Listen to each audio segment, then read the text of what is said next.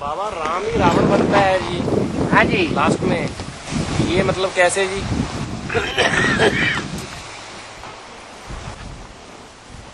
रावण माना रुलाने वाला, जो लोगों को रुलाता है वो रावण। और दुनिया सबसे जास्ती कब रोएगी? विनाश के टाइम में भी, जब लास्ट विनाश होगा तो जो राम के बंदे होंगे, खुदा के बंदे होंगे, वो ही शकून में रहेंगे और बाकी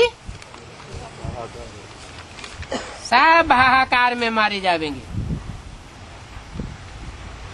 अंतमते सोगते हो जाएगी।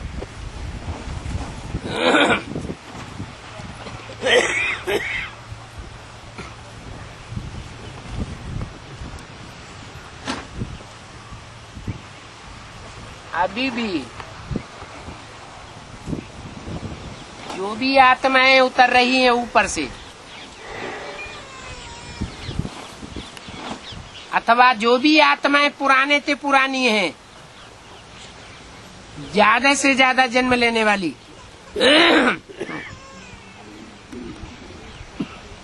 ज्यादा तमो प्रधान कौन बनती है? जो ज्यादा जन्म लेती है वो ज्यादा तमो प्रधान बनती है।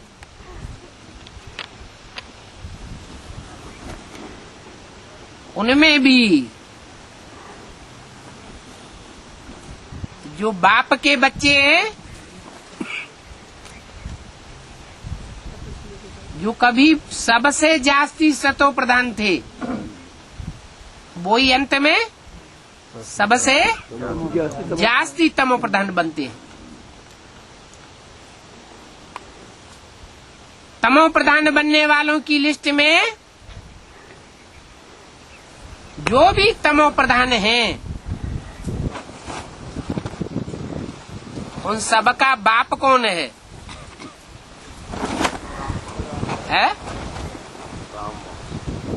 बाप है ना? तो कहते हैं कि तुम बच्चे विनाश को समीप नहीं ला सकेंगे। विनाश माने अंत। अंत कब होता है? अति होती है तो अंत होता है। तुम बच्चों में इतनी ताकत नहीं है जो अति ला सको।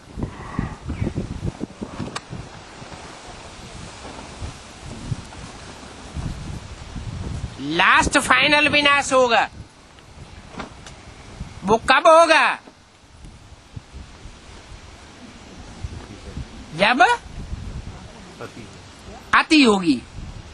और अंत लाने का निमित्त कौन बनेगा?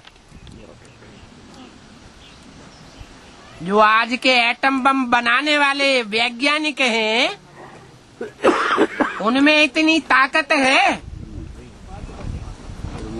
कि अपनी ही बनाई हुई घातक रचना का विस्फोट कर सके। उनको डर लगता है हम भी खलास हो जाएंगे।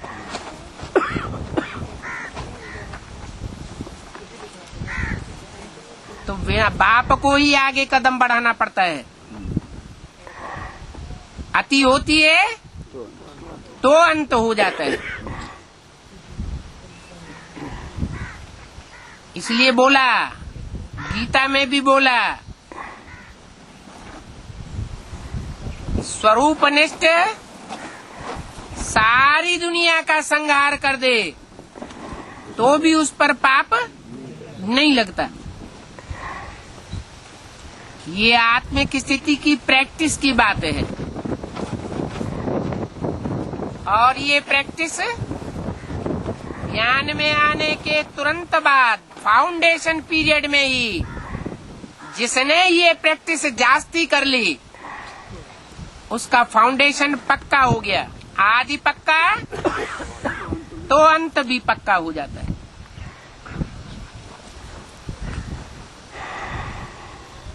इसलिए बोला कृष्ण ही कंस बनता है और राम ही रावण बनता है। राम के लिए क्यों नहीं कहा कि कंस बनता है और कृष्ण के लिए क्यों नहीं कहा कि रावण बनता है? राम और कृष्ण की राशि एक है।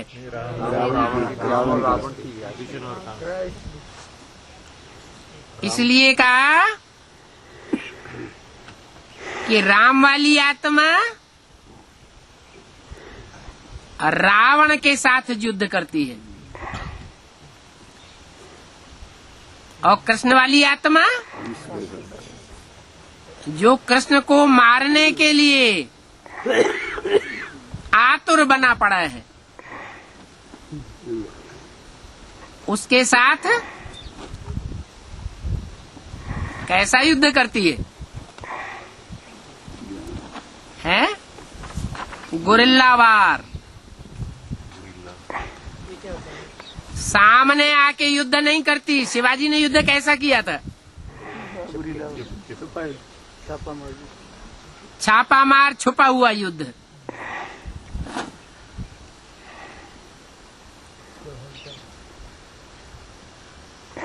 कंस कृष्ण के पीछे पड़ा हुआ था।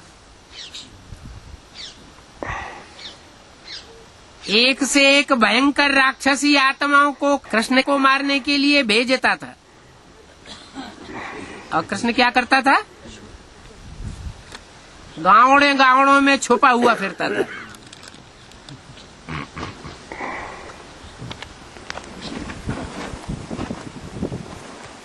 अगर न छुपा होता तो ढेर सारा नरसंहार हो जाता।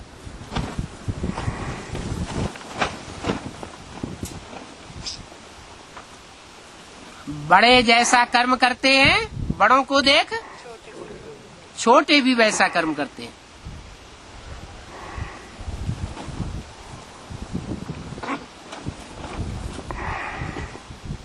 तो बड़ा भारी युद्ध हो जाता।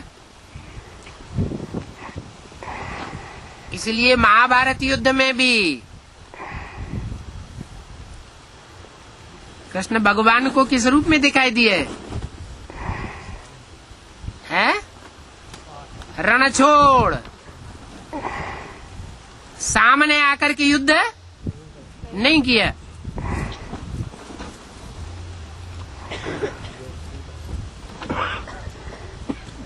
तो राम को रावण बनना जरूरी है। तामसी स्टेज में। और कृष्ण को कंस बनना जरूरी है। नहीं तो ये दुनिया में इतने कंसी जरासिंधी रावण संप्रदायों की संख्या फैली हुई है, इसका अंत करने वाला कोई भी नहीं है।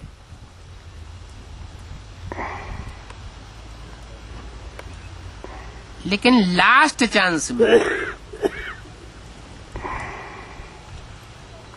ऐसे नहीं कि मध्य में, अंतिम क्षणों में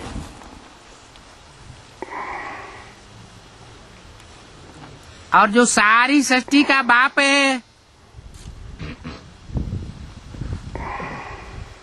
वो अच्छों का ही बाप है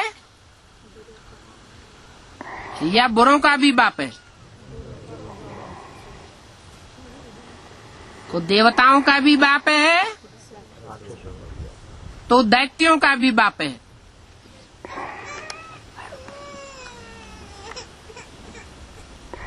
इसलिए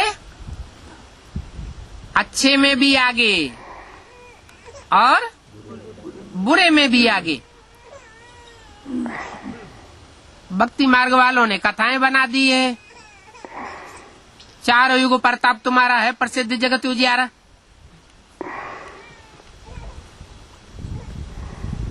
हीरो पार्टधारी होगा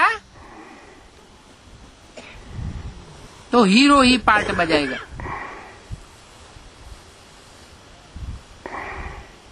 इसलिए बोला कि स्वर्ग की दुनिया मेरी है तो नरक की दुनिया मेरी नहीं है क्या? किसकी है?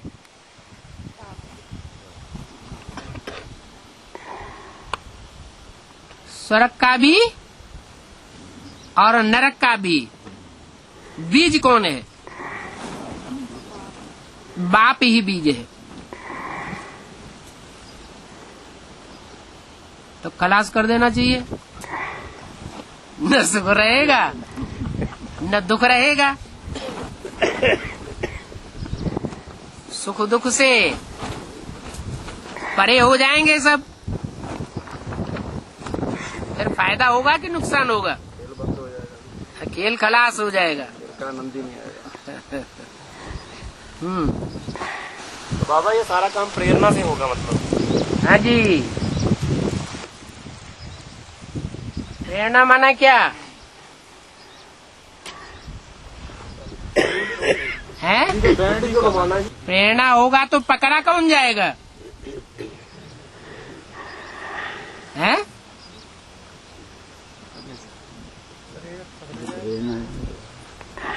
प्रेरणा किसको दी जाएगी? प्रेरित कौन होता है? अरे जो काम को पूरा करेगी, काम को पूरा करे सो प्रेरित होता है। प्रभावित होने वाले को प्रेरणा लेने वाला कहा जाता है।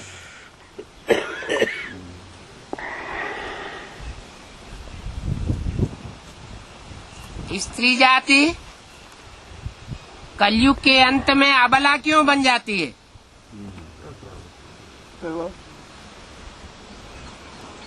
क्योंकि पुरुष तन में, मन में, धन में प्रबल होता है और प्रबल पुरुष स्त्री को प्रेरित करता है।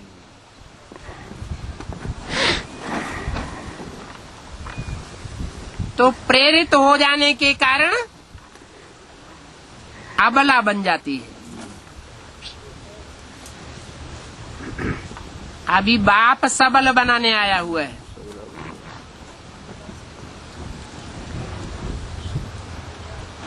कहते हैं कि अपन को आत्मा समझो, जीते जी मुर्दा हो जाओ। मुर्दे को कोई कितनी भी प्रेरणा करे, तन से, धन से, मन से, वो मुर्दा प्रेरित होगा क्या? होगा? नहीं होगा।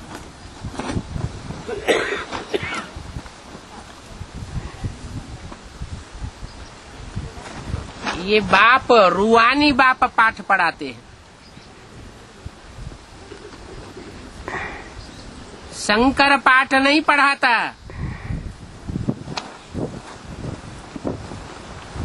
ये पाठ पढ़ाने वाला कौन है?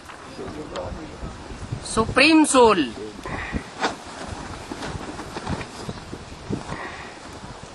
जो भी देहधारी हैं, वो श्रेष्ठ से श्रेष्ठ पाठ नहीं पढ़ा सकते।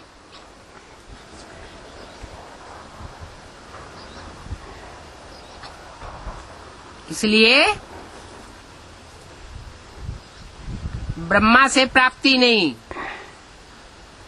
विष्णु से प्राप्ति नहीं और शंकर से भी प्राप्ति नहीं। शंकर से भी प्राप्ति कब होती है? जब शिव उसमें प्रवेश होता है।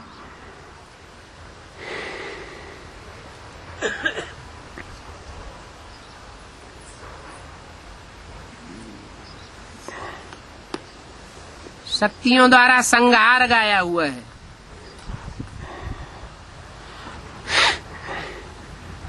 कहाँ की बात है?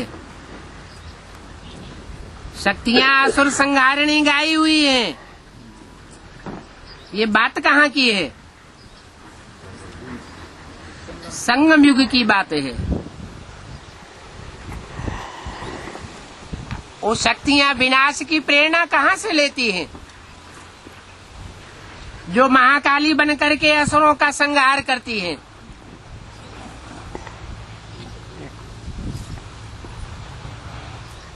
शिव बाबा तो मुरली में कहते हैं, अगर मैं प्रेरणा दूं तो मेरे ऊपर दोष आ जावे, इसलिए शंकर को निमित्त रखा हुआ है।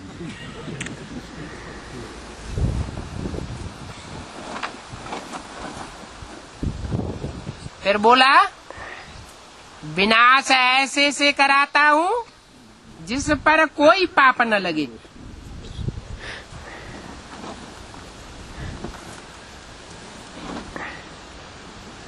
क्या कारण है कि पाप नहीं लगता है?